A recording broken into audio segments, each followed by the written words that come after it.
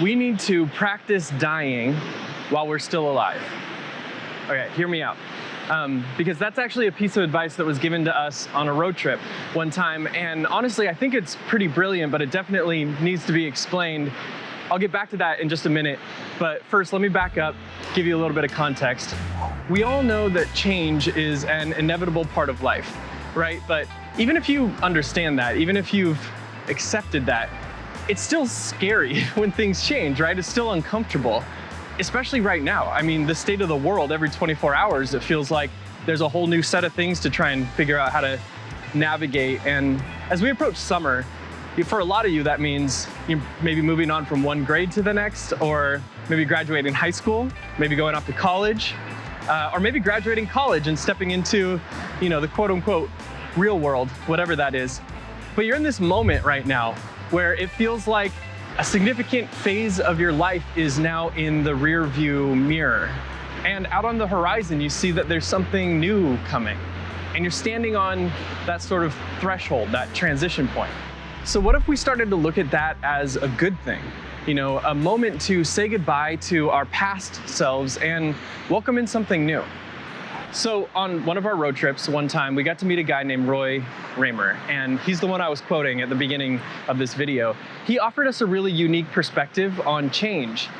And that's because he works in hospice, actually, at the Zen Hospice Project, which means he's actually there with people, supporting them through their final days. And because of that, I think it's really formed his perception on, how to deal with these changing seasons of life. So check this out. This is what Roy had to say. It's a totally radical concept and maybe really difficult for people to understand, but to really practice dying when you're healthy. Like for instance, you recently graduated high school. That person, the high school student, is gone. It's over. It's like we need to say goodbye to this prior stage so that we can really allow what's coming next to really emerge, So mark your thresholds. I really try to make that a practice of mine, to mark our life's transitions, whether it be graduation, whether it be a divorce, a death in our life. I feel as though it's really, really good preparation for that ultimate passage. When you all walk out that front door today, you may never step in this house again. And to really honor that threshold, something was experienced here today, and really honor that and say goodbye to it so that you can hold it as you leave this place. It can be that insignificant, that small. This is who I was yesterday, that's gone. This is who I am today. It frees you up, I believe. So Roy's view of change might seem a bit radical, and that's because it is. I mean, it is kind of radical when you really think about it, but it's important to acknowledge what he was saying. This experience of saying goodbye to your past self, it doesn't necessarily mean you're immediately forgetting about everything that you've learned and experienced all along your road. You're still you, and you'll still be you tomorrow, but you're also someone new, right? Right now you have the opportunity to shed past expectations and learn from changes that you're facing, changes you've faced, and become a new version of yourself.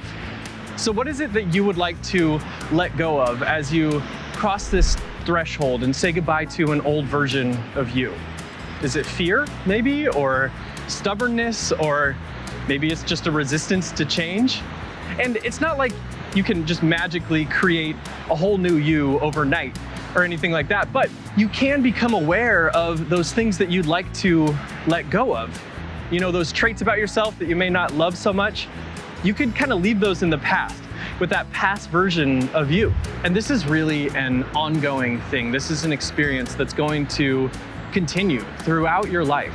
It's important as you keep crossing these various thresholds throughout life to take a moment to just acknowledge who you were, where you are now, and where you're headed.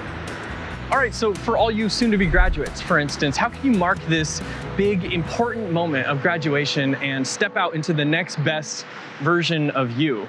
How do you mark this threshold? One way is you could write a letter to the past version of you that you were throughout school.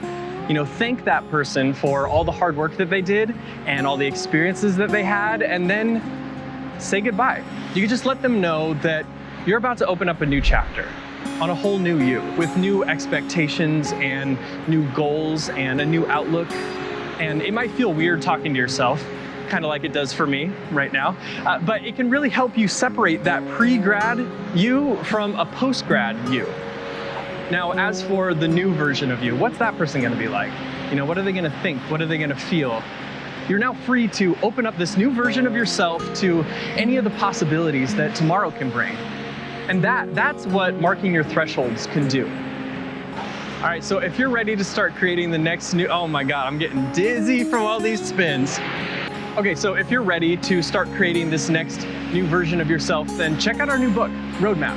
It's full of amazing stories and wisdom from people from all walks of life, like Roy Raymer and John Legend and everyone in between, and it'll help you figure out what's next. And as always, make sure to like and subscribe to see more videos about dealing with change and getting through obstacles and just finding your path forward.